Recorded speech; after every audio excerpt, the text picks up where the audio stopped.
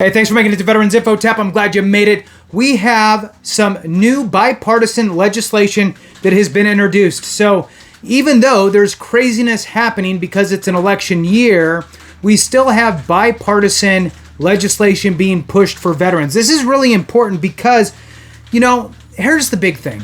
Veterans issues are typically bipartisan. Usually there can be some sort of an agreement in there, and it takes us at the constituency level to let our legislators know that we support whatever legislation is being introduced.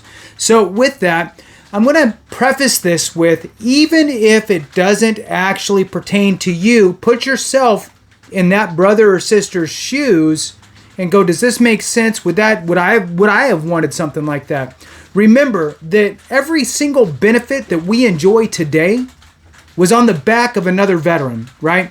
Somebody else that was championing for it, somebody else that came down with horrible diseases or illnesses and fought hard to get us the benefits we have. It's up to us, really, to continue to pave the road for all those behind us. And some of those behind us could be our relatives, right? But in a sense, we're all related as brothers and sisters who chewed some of the same dirt. We're all part of that same fabric, right? So with that, hit the thumbs up for me, subscribe, share with a friend, all that good stuff. It is very important right now to hit that thumbs up and let the video run. Those are the two things that are going to help the channel reboost itself up. I really appreciate all the support. If you want to support the channel in other ways, you could do that by becoming a member. Thank you so much to all you members. You can go to the homepage. You'll see the highlighted members there. You can hit the join button and we can go from there. All right, let's jump into it. This I found on one of the co-sponsors. There's two of them. It's bipartisan, and I got a little glimpse of it as I was looking around for stuff. And we'll just jump into it here. It's Senators John, is it John? I don't know. Yeah, John Ossoff and John Cornyn. So those two put together this piece of legislation.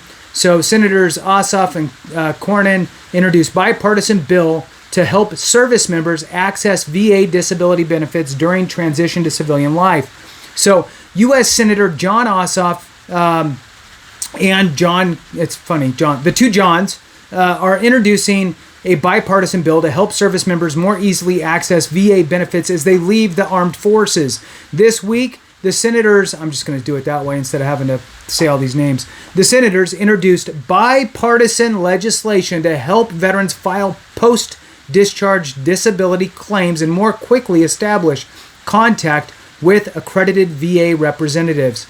Their Bipartisan Veteran Transition Support Act, so that's the name of it. So if you support it, reach out to your congressional members, let them know. Veteran Transition Support Act would require VA representatives to contact service members transitioning to civilian life between 120 and 210 days before their discharge. Could you imagine if that happened to you? It would be a whole different world. To help them file a disability claim through the Benefits Delivery at Discharge. So that's the BDD program, which is currently in effect, but actually having somebody reach out. Moving on, currently VA representatives contact new veterans after they discharge, not before. Now, why is that important? I'll tell you that during your time in service, if you get diagnosed for anything, it's essentially going to become, if it's chronic in nature or has some sort of residual effects, it's going to become service connected. Once you get out, you run the risk of not getting service connected for that because it's outside of your window. Is it still possible? Of course, but it's a steeper hill to climb, if you will.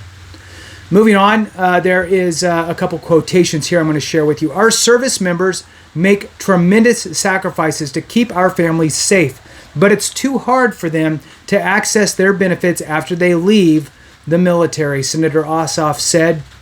That's why I'm introducing this new bipartisan bill with Senator Cornyn to help service members access the benefits they've earned. Next quotation, our men and women in uniform serve our country bravely and selflessly, often putting themselves in harm's way and asking nothing in return, said Senator Cornyn. Alleviating the burden of their transition from military to civilian life by streamlining the medical and disability claim process is one small thing we can do to support them. which is why I'm proud to introduce this bipartisan legislation and help ensure veterans can rightfully receive care as swiftly and seamlessly as possible. Moving on, Senator Ossoff continues working to cut the red tape for Georgia veterans to more easily access their benefits. And then it has a couple things regarding Ossoff, as well as another piece of a bipartisan legislation, which I'll jump into that here. So it says here that Ossoff was also part of the bipartisan Guard VA Benefits Act of 2023 legislation that he co-sponsored to protect veterans from predatory claim sharks seeking to take advantage of veterans applying for benefits they've earned. In February, Ossoff and Collins and Thune introduced the Rural Veterans Transportation to Care Act to help veterans in rural areas get transportation to VA health facilities and access the health care benefits they've earned, which that's outstanding. In January, there was the Bipartisan Access for Veterans to Records, Access for Veterans to Records Act becoming law. The National Archives cleared the backlog of more than 40,000 records requests, enabling veterans to more quickly access their records and claim their benefits. So that's a good point here that I want to bring up. If you do not have your service treatment records, order them. You never know if you're going to find a nugget in there from you complaining about something that you forgot that you talked about when you were in. And you can order your records with the SF-180. SF, that's standard form, 180 form, the SF-180. It's a very simple form to fill out. You should know, I think, all of the information that's needed just off the top of your head. You'll fill that out, and you will submit that to the appropriate locations on the back of the form. In some cases, you might send it to multiple places depending on when you served, how long you served. You might have different locations, so you might have to actually print out two and mail them to two different situations here. So, very important. Also, side note, if you have a loved one, a family member who had passed away, a husband, a father, a grandfather, an uncle, a brother, sister, aunt, grandma, whatever it is, you can order their records as next of kin as well. Same form, SF-180. It's nice to get that information in the event that you want to file for benefits on behalf. So maybe it's dependency indemnity compensation, or maybe it's you just want some keepsakes, right? So that's an important thing as well.